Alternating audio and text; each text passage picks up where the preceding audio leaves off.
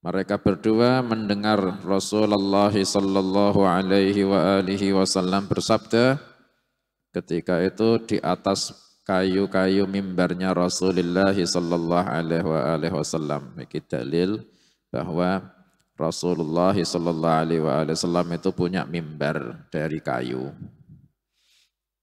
Awal kali Rasulullah sallallahu alaihi wa alihi wasallam ketika khutbah itu berdiri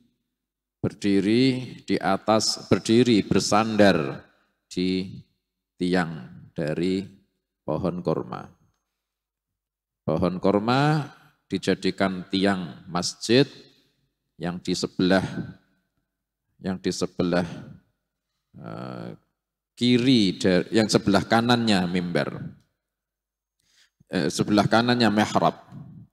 Ini mihrab, sebelah kanannya ada tiang, sebelah kirinya juga ada tiang dari pohon kurma. Awal Rasulullah sallallahu alaihi wasallam ketika khutbah berdiri sambil bersandar di kayu yang di sebelah kanan mimbarnya Nabi sallallahu alaihi wasallam. Akhirnya ketika capek Rasulullah sallallahu alaihi wasallam sampai bersandar. Kemudian khutbah. Akhirnya ketika sudah banyak orang, akhirnya orang-orang ketika duduk itu yang belakang sampai tidak bisa lihat Rasulullah sallallahu alaihi wasallam ketika khutbah, saking banyak hadirin yang duduk, yang belakang itu ketutupan pundak-pundaknya yang di depan mereka.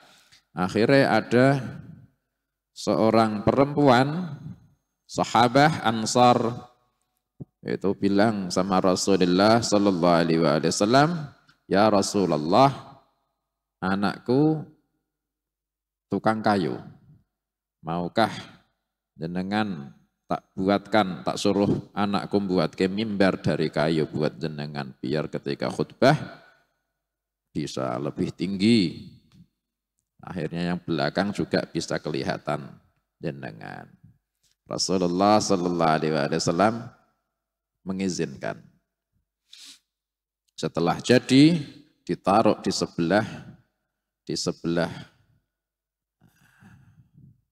kirinya mihrab.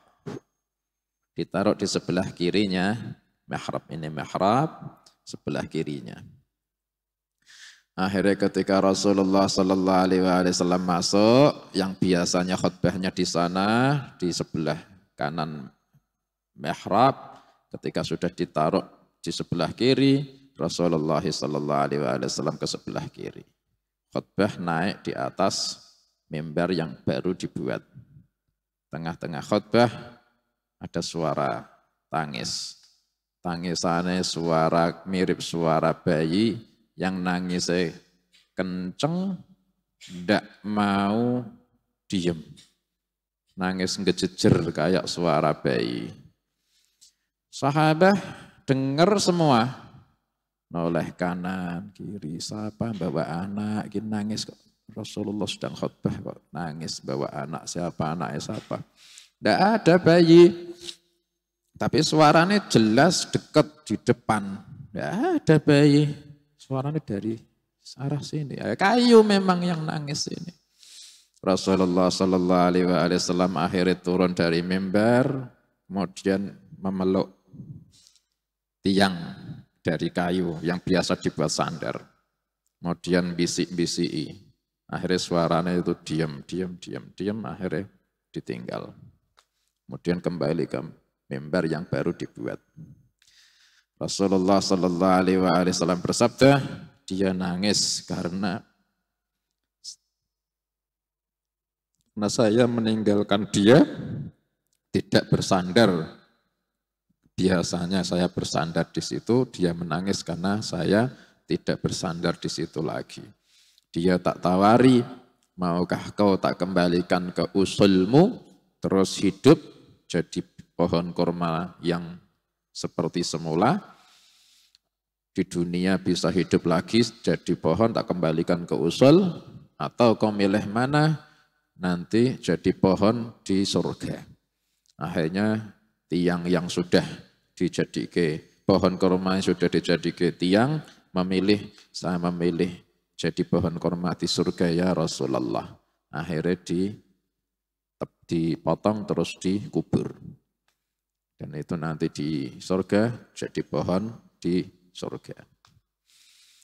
Imam Hasanul Basri radhiyallahu anhu menceritakan setiap beliau cerita mukjizat haninul jidai, tangisan pohon kurma, Imam Hasan Basri berkata, apakah hati kita lebih keras ketimbang pohon kurma? Pohon kurma ditinggal beberapa meter saja, nangis kencangnya kayak gitu, kita sudah sangat jauh jaraknya dan sudah lama waktunya dari Rasulullah. Apakah kita tidak bisa menangisi? Apakah kita lebih keras hati daripada pelepah kurma? Itu mukjizat haninul jidai.